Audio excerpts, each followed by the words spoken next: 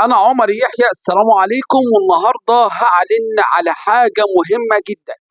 يمكن الناس ممكن تنتقدني وممكن يكون عليا انتقادات بشكل مبالغ فيه، بس لازم خلاص. هو الأمر إذا تطلب إلى ذلك فبص، يعني الأمر طالما انتهى يبقى خلاص.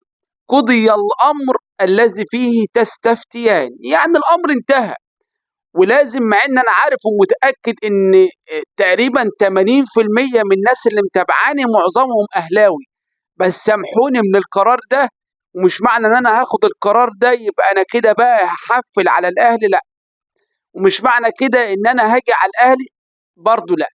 بس هاخد القرار لسبب: اولا امام الجميع، ثانيا لعشقي للشيء اللي انا هتكلم عليه. أعلن النهارده أمام الجميع، أنا سامحوني، بتشجيعي لنادي الزمالك. كنت لازم أعلنها يا جماعة، ولازم أتكلم، ولازم أقول إن أنا أعلنتها وبشكل رسمي لتشجيعي لنادي الزمالك. طيب ليه أعلنت إن أنا هشجع نادي الزمالك؟ لعدة أسباب. النادي الأهلي ما بيحبش يجيب لعيبة غير من نادي الزمالك. النادي الاهلي جه في العيد الكبير اللي هو عيد الاضحى المبارك، بعد ما نادي الزمالك خد بطوله محترمه، يعني تعوض الجماهير الناس الطيبه الغلابه عن يعني المأساة بتاعه السيزون اللي كله صفري. لا خد الكونفدراليه الافريقيه ولا خد الدوري المصري، حتى كاس عاصمه مصر طلع منه بدري، ما تبقاش غير كاس مصر. وبفضل الله الزمالك خده، والناس بتعيد وتفرح. نلاقي النادي الاهلي بيرد صاعد، جايب صاعد كهرباء وعلى الجماهير. والصاعد ده كان صفقه انتقال احمد مصطفى زيزو او احمد سيد زيزو. فانا استغربت، هو النادي الاهلي عاوز يعتن على الجماهير ولا على الاداره؟ ما لو على الجماهير معروفه، وعلى الاداره برضو باينه. بس اتضح ان النادي الاهلي عاوز يعكنن على جماهير نادي الزمالك. بيقول لهم انتوا لسه واخدين بطوله في يوم الوقفه بتاعه العيد، لا انا في العيد بقى هنسيكم البطوله، همسح لكم البطوله. زيزو نزل اعلان جاب فيه ملايين المشاهدات، طبعا اهلاوي وزملكاوي كله دخل يتفرج. فبالتالي الشيء ده زعل وضايق جماهير نادي الزمالك.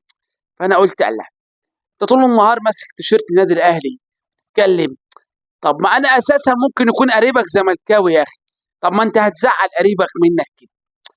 فلقيت ان الموضوع تحفيل واللاعيبه بتتاخد من النادي يروحوا يلعبوا في كاس العالم.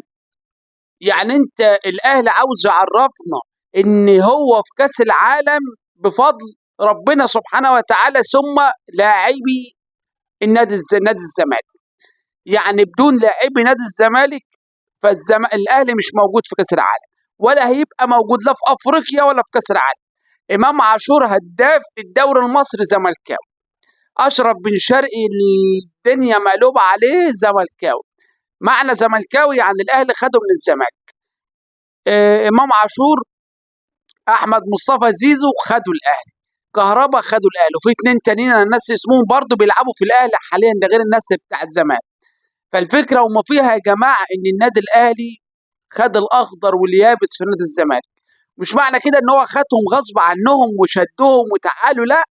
اللعيبه اللي راحت بمزاجها، بس في ايه؟ في مقابل مادي كويس.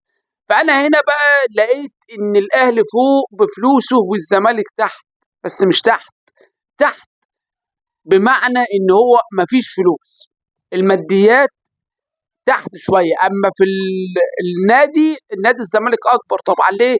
نادي الزمالك عنده ناشئين الاهلي بيروح يشتريها، نادي الزمالك عنده ناشئين الاهلي بيروح يشتريها. نادي الاهلي لعب بالناشئين بتوعه في كاس عاصمه مصر، اتفضح، قال لك توبه توبه، ومشى المدير كمان، المدير الفني اللي بيدرب الناشئين. فده يثبت لنا ان نادي الزمالك اقوى واكبر.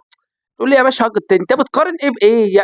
انت لازم أن تتعصب كاهلاوي، لازم تتعصب من كلامي، بس الحقيقه المره اللي عشان تخش عقلنا هنا صعب.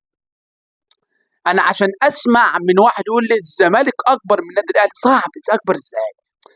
ده عنده بطولات الدنيا والاخره. النادي الاهلي عنده شوف كام بطوله في افريقيا، وكام بطوله في الدوري المصري، وكام بطوله في كاس مصر، 40 هنا و20 هنا و30 هنا كتير بطولات كتير. والزمالك عنده 5 10 8 7، ربع ربع ربع ربع، يعني مش نص، لا ربع.